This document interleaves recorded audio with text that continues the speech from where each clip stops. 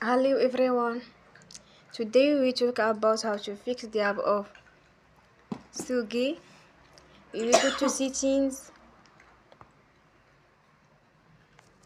Then we click on apps. After that we search the app SoGé and we click. You will on for stop. After that we go to storage. Then we click on clear cache. You will go to Play Store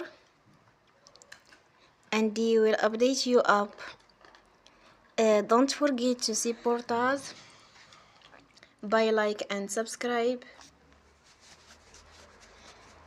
See you next time and thank you for watching.